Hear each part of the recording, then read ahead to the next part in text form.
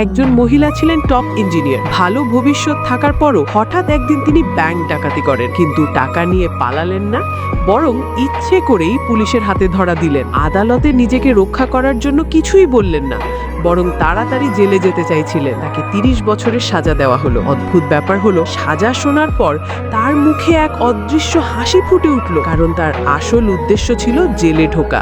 কেননা সেই জেলখানায় তার মেয়ে বন্দী ছিল, যাকে মৃত্যুদণ্ড দেওয়া হয়েছে। মেয়ের ঘটনা, কিছুদিন আগে তার মেয়েকে এক ধনী ছেলের দল অপমান করে। আত্মরক্ষার জন্য সে ছেলেটির গলায় ছুরি বসিয়ে দেয়, কিন্তু সেই ধনী ছেলের প্রভাবশালী পরিবার ভুয়া প্রমাণ দেখিয়ে মেয়েটিকে মৃত্যুদণ্ড পাইয়ে দেয়। মা অনেক প্রমাণ নিয়ে বিচারকের সামনে গিয়েছিলেন, হাঁটু গেড়ে কেঁদে অনুরোধ করেছিলেন, কিন্তু কিছুই কাজে আসেনি।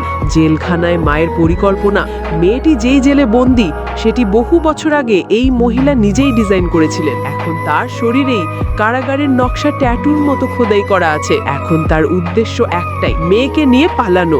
কিন্তু খালি হাতে এটা সম্ভব নয়। তিনি প্রথমে প্রয়োজনীয় একটা স্ক্রু সংগ্রহ করে, খাবারের থালা ফেলে দিয়ে চুপি চুপি স্ক্রু খুলে নেন। মেয়ে ইচ্ছে করে নিজের হাত পুড়িয়ে চিকিৎসার অজুহাত বানিয়ে পাহারাদারদের মনোযোগ অন্যদিকে সরিয়ে দেয়। মায়ের বুদ্ধিতে স্ক্রুটি লুকিয়ে নিয়ে গিয়েও ধরা পড়েননি নতুন সহযোগী। এই জেলে একজন নারী গ্যাং লিডার ছিল, সবাই তাকে ভয় করত।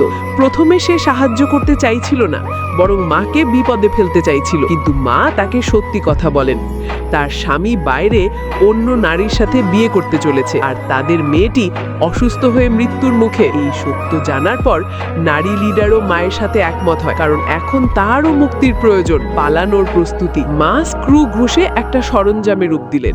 কারাগারের ভেতরের পাতলা দেয়াল আর পাইপ লাইনে ছিল পালানোর মূল রাস্তা। তারা বিছানায় কৃত্রিম মাথা বানিয়ে রাখলো, যেন পাহারাদাররা ভাবে তারা ঘুমাচ্ছে। তারপর তারা গোপনে পাইপের ভিতর ঢুকে পড়ে। পাইপের ভিতরটা ছিল গোলক ধাঁধার মতো। মায়ের হাতে আঁকা মানচিত্র কাজে আসলো। পুরনো লোহার ফ্রেম ছিল।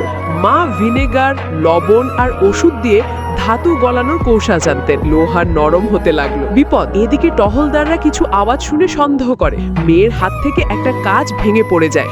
সৌভাগ্যক্রমে সেটা দ্রুত তুলে নেয়, কিন্তু শব্দটা পাহারাদারদের কানে যায়। পাহারাদাররা কাছে চলে আসে। এখন মা, মেয়ে আর তাদের সহযোগীদের সামনে একটাই পথ, অল্প সময়ের মধ্যে দেয়াল ভেঙে পালাতে হবে, নইলে সবাই ধরা পড়বে।